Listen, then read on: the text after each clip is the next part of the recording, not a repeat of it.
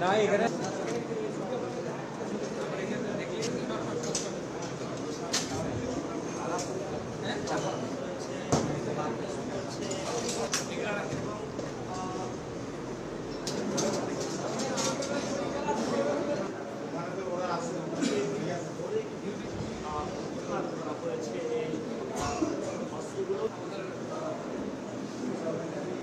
এবং বিভিন্ন সময় আমরা আসামিদের কাছ থেকে এরকম সামুরাই সদৃশ বিভিন্ন জিনিস আমরা দেখতে পেরেছি, দেশীয় অস্ত্র। এবং আপনারাও বিভিন্ন সিসিটিভি ফুটেজের মাধ্যমে এবং বিভিন্ন ভিডিও ধারণকৃত ভাইরাল ভিডিওর মাধ্যমে দেখেছেন যে এগুলো দ্বারাই মেনলি বিভিন্ন লোকজনকে জখম করা হয়, ছিনতাই করা হয় এবং লোকজনকে আহত নিহত করা হয়েছে।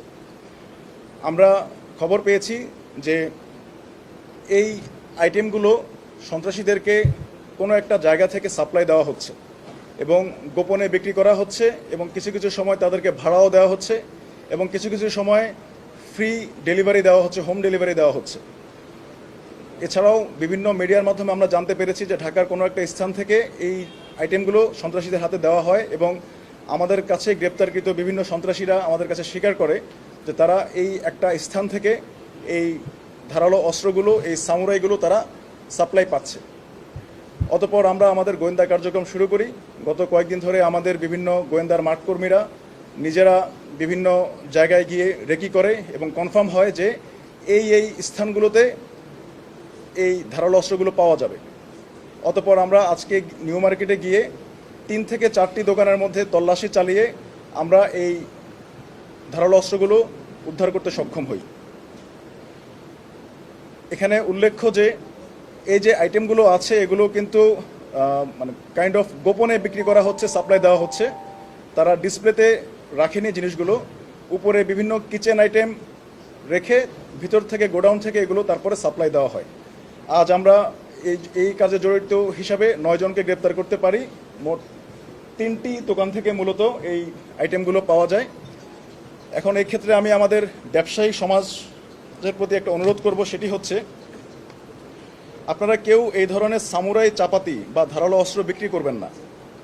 অনেকে এগুলো হয়তো সুভেনিয়র হিসাবে সংগ্রহ করেন, কিন্তু দেশের বর্তমান বাস্তবতা হলো এগুলো বিভিন্ন সন্ত্রাসী গোষ্ঠী ব্যবহার করছে এবং এতে সাধারণ মানুষের জানমালের ক্ষতি হচ্ছে।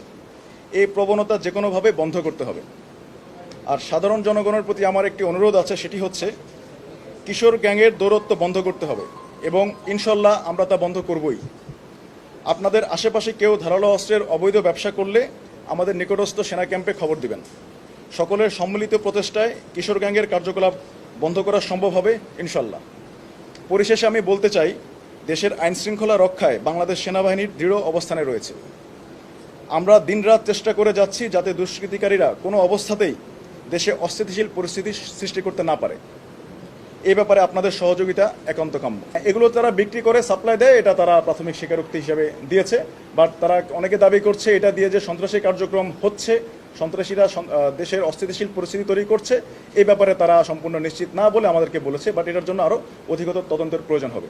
আসলে এটা ইম্পোর্ট করে এসেছে নাকি কোনো এক দেশের কোনো লুকায়িত কোনো কারখানায়, ফ্যাক্টরিতে তৈরি হচ্ছে, এটা এখন আমরা নিশ্চিত হতে পারিনি। এই জন্য এটার জন্য আরও তদন্তের প্রয়োজন হবে। যে আমার কাছে একটা পরিসংখ্যান আছে, আমি বলতে পারি যে আমাদের এই মোহাম্মদপুর সেনাবাহিনী কর্তৃক এই পর্যন্ত আমরা প্রায় 306টি অবৈধ আগ্নেয়াস্ত্র উদ্ধার করতে পেরেছি এবং আমরা নিকটস্থ থানায় এটা জমা দিয়েছি এবং প্রায় 8215 রাউন্ড অ্যামুনেশন আমরা উদ্ধার করে জমা করতে পেরেছি। এবং আজকের এই অভিযান ছাড়া আমরা 548টি বিভিন্ন ধারালো অস্ত্র উদ্ধার করে আমরা বিভিন্ন থানা জমা দিয়েছি। আর এছাড়াও আমাদের কাছে এই পর্যন্ত 818 জন এই মোহাম্মদপুর শেরেবাংলা এবং আদাবর এলাকায় আমরা বিভিন্ন সন্ত্রাসী, বিভিন্ন দুষ্কৃতিকারী এবং বিভিন্ন মাদক ব্যবসায়ীদের গ্রেপ্তার করেছি। এখন পর্যন্ত আমাদের দ্বারা 818 জন গ্রেপ্তার হয়েছে। এটা হচ্ছে আমাদের স্ট্যাটিস্টিক্স। আর এই আইটেমগুলো যেটা আমি বলতে চাচ্ছিলাম যে আমরা প্রচুর আসামি গ্রেপ্তার করেছি এবং তাদের কাছ থেকে প্রাপ্ত দেশীয় অস্ত্র বা আগ্নেয়াস্ত্র জমা দিচ্ছি। আগ্নেয়াস্ত্র অনেক কমেছে, বাট এগুলো যতবারই আমরা গ্রেপ্তার করি ততবারই কিছু না কিছু আমরা পাই।